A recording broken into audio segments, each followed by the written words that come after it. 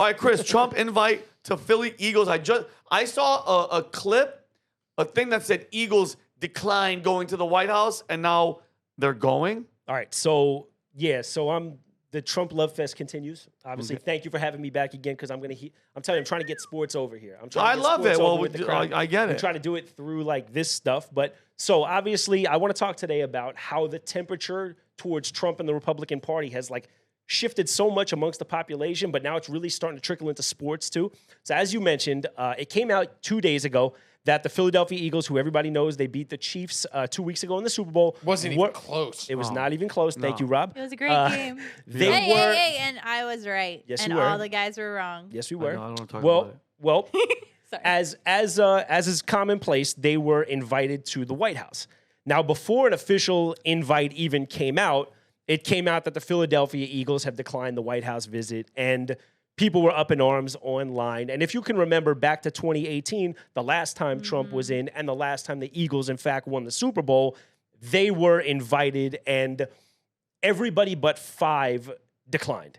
So Donald Trump the day before sort of reneged on the invite and said, no, this is not going to happen. If you guys don't want to be here, it's a privilege. Hell yeah. And they were led by, and Nat, we have a clip of Malcolm Jenkins. He's an infamous social justice warrior football player. He's talking about his feelings on Trump right here. This is when? This is from 2018, but I just want to sort of give you guys just a reminder of how the feelings were towards Trump and the administration the last time around. Yeah. So can we play the clip? So you are a leader of the Players Coalition, which is a movement among NFL players to draw the spotlight, to shine the spotlight on what you call the injustices facing African Americans around the country. You know, President Trump, last night after the game, he tweeted congratulations to the Philadelphia Eagles on a great Super Bowl victory. I know you've been asked this. Do you intend to go to the White House for a celebration? No, I personally do not anticipate intending that. What message would you like to send to the president? I don't have a message for the president.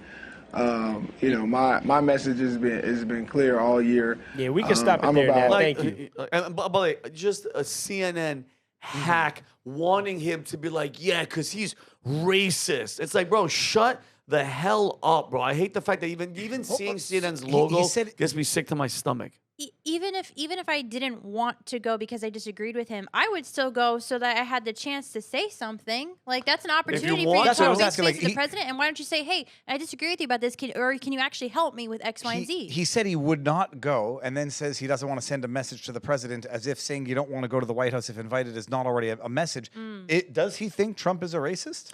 I think they all did, but I think being in that world myself, I just think people were so uneducated. And then how old was that video? That was 2018. That was the last time they won the Super Bowl. But 6 years ago? Yeah, 6 years ago. But this got me thinking how volatile like everybody was towards Trump and how it wasn't cool. You couldn't come out and say, and again, superstars like LeBron James who have these massive platforms, it was so commonplace every night. And again, it's such a privilege to be invited there. I tweeted the other day, like, are we doing this again before there was a follow-up to the Eagles story? Yeah. Are we really doing this again when everybody else is over it, the Eagles aren't going to show up? And people were writing. I was like, this is a privilege. These players, if you think they don't want to go, you're crazy. If they don't go, it's because they don't want to deal with the blowback. None of them really believe, what you're hearing. And here's the thing. The guy showed up to your game and walked on the fucking sideline. You know how dangerous? Just him being there. Bro, anytime the president is going to an event like that in a stadium with obviously the security's nuts, but it's still a risk. You can still, he's obviously touchable. You can still get to him. And for people to be like, he's racist, shut up with that bullshit. There cannot be a better example of a president who's less racist. Right. I mean, you don't even want to say, look what I've done for the black population. You don't even want to see race. But Ellis Island Award back in the 80s. Right. I mean, he's pardoned Michael Harris. He's pardoned the pro-lifers. I forget her name, Beverly. I mean, the thing is, he doesn't see race. And then he pardoned her and put her in her administration to look further ahead at other cases like hers to help. Oh my! But you can't I can't blame the people for just like the people that were fell for the lies, the Russia collusion, the vaccine, all that shit, all the COVID-19, all the lies, bro. You got the brainwashing apparatus Like, thank God I'm on the other side, but you could have easily been like, yeah, he's racist and he hates blacks. Like, Joe, shut up. Well, what I think it was is just, I think it was a matter of A, being uneducated, and B, when like the cool kids in school say something, everybody just follows them. We have a clip here of LeBron James followed by a clip of Steph Curry. And these are two guys in the world of sports that have platforms that genuinely move the needle. This is why people like this, when a guy like LeBron takes a public stand on something, a generation of kids are listening to him. So it sucks because he actually does have some sway. Yeah. And this is the kind of crap he was saying back in 2018. Let me hear this. It's typical of him. I'm not surprised. Can't hear nothing. It's probably for the better. Well, I think you'll hear LeBron, but this was in the midst of the NBA championship between the Cavs and the Warriors. And basically, I know no matter who wins this series, no one wants to fight anyway. Well, basically what he's saying is, I mean, both of these teams, so he speaks for everybody, both of these teams, it doesn't matter who wins, none of us are interested in going to see President Trump at the White House. Just to say one thing. Advantage of it? LeBron James is the biggest idiot on the face of the planet, the biggest race baiter on the internet. Whatever LeBron James, you can bet the opposite is true. He went after that cop who saved the black girl from getting stabbed to death and said, what did he say? Accountability. Accountability. Pulling a picture of him, basically inciting him to get fucking murdered. Every one of these, these police shootings that they blame on racism turn out to be the biggest hoaxes on earth, and he always jumps on the bandwagon off the bat and never apologizes. So whatever he says, bet on the opposite, you'll be right. And look at the tweet. Yeah. He brought it down. And look at him, and piggybacking off him being to you that he's an idiot. Every time he's in a locker room or somewhere and he's reading a book, it's always on the first page. Every time. You're not reading, LeBron. You're an idiot. And that goes back to what Kelly was saying, like, well, why don't you use your massive platform and go sit down with the president? But he's so intellectually unarmed. Like, you put him there and try to talk real policy with a guy like him. LeBron James, he's very ignorant. He can really play the businessman, but he's got so many people behind him. He never says anything that's got depth to it. And listen, when we sports, congratulate. You're number 2 all time, LeBron. Yeah, for Steph Curry, you guys are amazing. But when it comes to this type of stuff, you have no idea what you're talking about, and you want people to believe you. Why? Because you take a little ball and you. By the way, dunking to me, when people are like, "Oh my God, he's 6'9". How tall's the rim? Well, I don't know. 10 feet. 10 feet. 6'9" plus 2 feet for his arms. Because as if it's like oh my God, you dunked. Big freaking deal. Like, how about if you did it, that'd be a huge deal. if I did it, yeah. Steph Curry, amazing. You're shooting threes, but it's like what? I don't see the oh my God. But Steph Curry's another one. He's like on the Mount Rushmore of like influential basketball players. He's an all-time great. Maybe not one of the greatest 4 players ever, but when you talk about guys who've really changed the game of basketball, Steph Curry is right there with Michael Jordan, Allen Iverson. These are the kind of guys that so many young kids see a kid 6'2", 165 pounds who's a superstar and say, I can do that now. So he's got everybody's ear. And then he goes in 2019 and says the same type of things. If we can play that clip real quick. He weighs 165. Maybe 180. Now he's 6'3". He weighs what I weigh. Yeah, go ahead. Can we play this real quick, Nat? Thank you. I'm here, guys. All right, let's move to Steph Curry and not talk about a three-point shot, but a shot he took at the president. Under Armour CEO can we pause Kevin for one second? I'm sorry, I want to set the that? stage for you real quick. So Steph Curry is the face of Under Armour basketball. Yes. So he's got like a lifetime $1 billion deal. This is Kevin Plank, the owner and CEO of Under Armour, and he's the one who was speaking out on President Trump's behalf. And then Steph Curry can't control himself, and he goes and says this. Mercury News. Steph Curry said, quote, I agree with that description if you remove the et from asset, unquote. My goodness, well, Steph Curry is a close friend of President Obama and one of Under Armour's most high-profile athletes. Plank was one of several CEOs with whom Trump met to explore business growth opportunities. So Curry said he wanted clarification. Bro, by the way, you know, Steph Curry, just like the head coach, Steve Kerr, complete brainwashed morons. This cat was like, I have to vote for Kamala Harris because I want women's rights for like my kid. What? So you want your girls to have abortions? Is what basically what you're, dude? It drives me crazy. Who's the number 1 player? If in the league? No, if LeBron is number 2. Michael Jordan Oh, of all time. Oh, Not even. It's close. not even the same conversation. Because to me, besides the game and him being nasty and winning all the championships, did he bash and become a race baiting piece of shit? And by the way, I have a personal story about us eating in a restaurant, him not getting a kid's autograph, and my friend was like, "What the fuck is your problem, bro?" This is Michael Jordan. No. Michael Jordan would never do. I mean, back in the day. But yeah, LeBron James is not a cool cat. Well, another measure of your greatness is how you leave the game compared to when you found it. When Michael Jordan and Magic Johnson and all these guys left the game, it was at its height. The last game of Michael Jordan's career against not the last game of his career, the last game when he was really Michael Jordan on the Bulls still has the highest ratings ever of all time. Yeah, so what are we talking about? He left the game in a much better place. So guys, I guess the reason I'm really bringing this today is because after this, outrage came out about the Eagles not coming, a day later, obviously, the internet took over, and the truth really came out. And at this point, President Trump came out, and he actually, at this time, did extend an invite to the same Eagles team that turned him down the first time, and this is how it went. The Philadelphia Eagles won the Super Bowl. Are they being extended an invitation? They will be. We haven't yet, but we will be. I thought it was a great performance by them. And absolutely, they'll be extended that invitation. Would you do that right away, by the way? We'll do it right away. And guys, today. And can I say something real quick? Yeah. I actually think this video says something about Trump's growth, too, because there's a lot of the same people still in that organization. Their owner, Jeffrey Lurie, is one of the biggest Democratic donors. So he was part of the reason they didn't want to go in the first place. So for Donald Trump to kind of take the high road is something he used to not really do. But I see him doing a little more of now. So I think that shows some growth on his part as well. I agree. And I love Kelly's attitude. And I'm being real because, Kelly, look, we were honored to visit the White House team. Sources say one of the aspects of winning, they're excited to look forward to receiving an invitation. Trump is such a approachable dude. Right. He is the most touchable, meaning you can get to him way quicker than any other president because of social media and everything. And if you want to make it, like Chris, let's say you were there and you had a problem, or Kelly, you're one of the coaches, you have a problem. You can say, hey, just Mr. President, just really fast. This is what's happening, especially in the league or whatever. What do you think about that? Or can we please do this? You know what he'll do? Hold on. Yes. Can we look into that?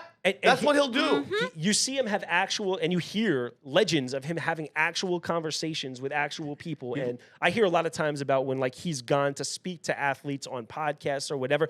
There's this, you remember Tyrus from Fox? Of course. Tyrus has this great story about where he interviewed Trump before the election, and he's like, nobody sees this, but for 20 minutes before we got on, you sat with my little daughter and you asked her about her dance lessons or her horseback riding. And it's like, this dude's worth like $8 billion, and he's like the most normal billionaire. And if you give him the chance to be a uniter, he will be a uniter, And I think the sports is always, to me, I'm sorry, guys, I know how I'm different than you all, but sports to me is always gives me a good temperature of how the world is. So a lot of times they kind of run side by side. So when it was the cool thing to knock them and hate on the Republican Party and speak out on their behalf, that's what happened in sports. Well, now it seems like the world's temperature is cooling and it's turning around, and you see it in sports again. So I thought it was really cool to see them the Eagles were, they're excited about it, and they see it as a privilege, so that's super cool to me. I love the redemption arc for Trump and for people like the Eagles. They say that inaction isn't action. You not going and taking advantage of a situation, I think, is worse than you going and trying to do something to change it. I agree. And listen, at the end of the day, it's a sport. And just today I was at the freaking gym, because that's how I roll. And I was in the gym. I shout out to Jake. Jake plays a character like, hey, what's up, baby? I hate that character, so I like to do it by myself once in a while. But I'm in the gym today, and I was just like, bro, I saw a contract for somebody, hundreds of millions. There's a reason why these people get paid so much, because it's a distraction, obviously, because, bro, that's what, back in the Roman days, when the people, the countrymen were asking questions, what would the emperor do? Caesar and all, they'd have a freaking games in the Colosseum for 3 months. When people started saying, hey, wait a minute, the government's doing this. Oh, put on the games, 3 months, throw the Christians to the lions. It's literally what Gladiator. That's all, it's all Gladiator. Yeah. It's all Gladiator. So it's a huge distraction. I get it. People like to unwind and not think about the world. They just want to see something that's, at the end of the day, bro, LeBron James doing a dunk there's zero difference than his son playing duck, duck, goose. Right. Meaning, in the scheme of life and the world, the importance of that game, of football, of anything, is no difference than Duck Duck Goose or rolling dice or any other game. But I like the release. So when they try to bring politics into something that should not have it or end racism, it's like, bro, we're not going to cure the world in a football game. I just want to watch it, have seen an amazing catch, like the best catch ever, Odell Beckham, New York Giants, catching the ball in his helmet. That's the shit that we want to go watch. Yeah, Irvin Fryer, 4th and 26 against the Green Bay Packers with McNabb on. That's one of the greatest catches That's great of all. too, Rob. I mean, we start Friday. It doesn't beat Odell Beckham, but I know you have more stuff you want to show, but can you remind the audience where you're from and your experience? Because a couple of people in the chat are asking. Yeah, so I mean, I am, obviously, if you see me in real life, you would never believe it, but I played a little bit of professional football, and I spent a couple of months with the Chiefs, couple of months with the Panthers, but I try to really not get enveloped in the craziness that was sports. I try to be able to see it from the outside. So I do understand where we fall in the importance thing, but it bothered me as a pro athlete to kind of get lumped in with those people over the last bunch of years. But I will tell you, like in the 2018 to 2022, there was so many more people who felt like we felt inside that locker room that were just unable to say. Obviously, it's terrible. You hope that they would stand up and make a difference, but I guess they look at it like their earning window is so short and they're going to lose everything they've worked for since they're 4. But trust and believe that even though you didn't hear it much from the athletes back then, and you're seeing it now, which is so awesome because everybody's starting to feel empowered and there's strength in numbers as we've seen forever. But when it wasn't cool for you to speak out, nobody felt encouraged to be able to. And what position did you play? So I played wide receiver. I returned kickoffs and punts. I was a gunner on the punt team. I was a holder. Like gunner meaning you're running into the wedge. I'm completely aware of where I fell. I didn't have the luxury. I would have done anything they asked me to. I would have played anywhere. Which is exactly what he does for the Valuetainment team now. Chris Literally, team player is his name in the definition. So I knew you were a wide receiver. I should have showed my football acumen by guessing that because you look extremely fit, fast, I'm trying. and not big enough to be a lineman. By the way, we've already replaced 4 doors because he just runs through. He doesn't, like he's a gunner, bro. He's a gunner. So good, Chris. I'm sorry. But yeah, so I just want to wrap it up with, and again, it goes back to what we said before. When the LeBrons and the Steph Currys and everybody are telling you how bad a person is, it's like the cool kid in school. People follow along. But nowadays, Nat, if we can go forward, we're seeing people like Tiger Woods, who's the greatest golfer of all time. Look how happy he is here. Trump welcomed him in. He took the invite, and you could just see the glee in his face. I don't mean to be judgmental. Look how old, this is how old we are all getting. Look how old Tiger Woods is. Don't even. We can't hear it. Oh, that pool. No, he's looking good. He's a healthy man, but like we're all getting old. These are the best people, Tiger. Yeah. There will never be another golfer like Tiger Woods in all keep playing it? Is that it? They would literally bet Tiger Woods versus the field was a bet people would take. It's like Tiger versus 50. And what happened to the volume? He's looking pretty good. He just we can't hear anything. Well, Donald Trump is speaking super highly of him. Put the volume up, please. And you'll see a big smile. His ability to control the balls. Jay, thank you very much for being here. Jay Monahan, head of the PGA, and we had some interesting discussions. I love that they're taking golf but let me out of ask Saudi you, Arabia. is there anybody like our Tiger? No. How are you? I He's a great. Would you want to? love it. I love when just leave it now. I don't. This video is really pissing me off. But then we have Tiger He's Woods stopping by itself. down here in the Video, last couple of months we've seen. We can go forward. This is the Florida Panthers who are in our backyard. Oh, snap. And these guys, I mean, you could see. That's America. Well, these guys love America. Love America, and they love Donald Trump. There's a still shot I'm going to show right before we finish, and you'll see the smile on Trump. And look how excited and privileged these guys feel to be here. Is this pronounced Kachuk or Kachuk? Thank you. Well, thank you, Mr. President, for having us today. We greatly appreciate it, and being one of the few Americans, who loves this country so much. This is such an incredible day for myself, and you wake up every day and really grateful to be an American. So thank you. Look at that. Like you could have never gotten away with a speech like that 6 or 8 years ago. So. I love Trump. I love him too. The thing is this, like you say, like he's the most normal billionaire on earth. Not to say like you raise your kids properly, they'll turn out well, but you increase the odds. You look at Hunter Biden's kids, and you look at Joe Biden's kids. Joe Biden's kids, and you look at Trump's kids, and Don Jr.'s problem is that he's too bloody normal that they have to make up nonsense about him, and they got to call Trump's kids, accuse them of being everything that Biden's kids are guilty of. Yeah. It's just wonderful. It's wonderful. Yeah, when they were like, Hunter's he's just a fatherly love. Oh, and then they he's the accuse smartest man he's ever met. Is met. what No, Joe and Biden says about him. Eric Trump is the one doing coke. Don Jr. is the one doing coke. Okay. My goodness, it's well, meaning you're right, and we have dude, is Hunter Biden the dumbest? Listen, guys, I've partied. I've drank a lot. I've done drugs. Really? I've never been butt naked, weighing crack cocaine, sitting in a tub, geeked out of my mind, FaceTiming my baby mama, whoever the hell, recording everything, putting it on laptops, then going to a Delaware freaking repair shop and forgetting it.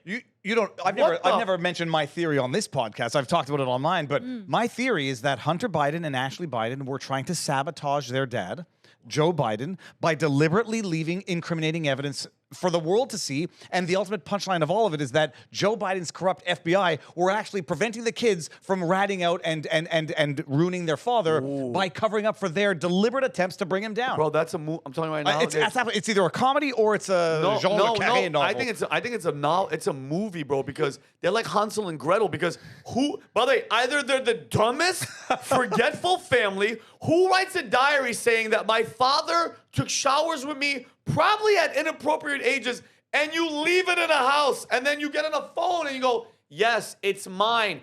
Don't get the Secret Service involved. They're going to have to come get it. But don't you always think about that? Like, I haven't committed any crimes, but I always think when I see people do it, I'm like, they put that in writing, or they took pictures of that, or they recorded that. How ridiculous! He leaves his laptop at a computer store. She leaves her diary, which says, "I believe I was molested." And then, when it gets public, they go after the people who got it. They go after James O'Keefe. They go after the laptop guy. The girl, the guy with the beret. Anyway, so if you like this clip, click right here, and if you want to see more like it, click right here. Stay angry, Patriots.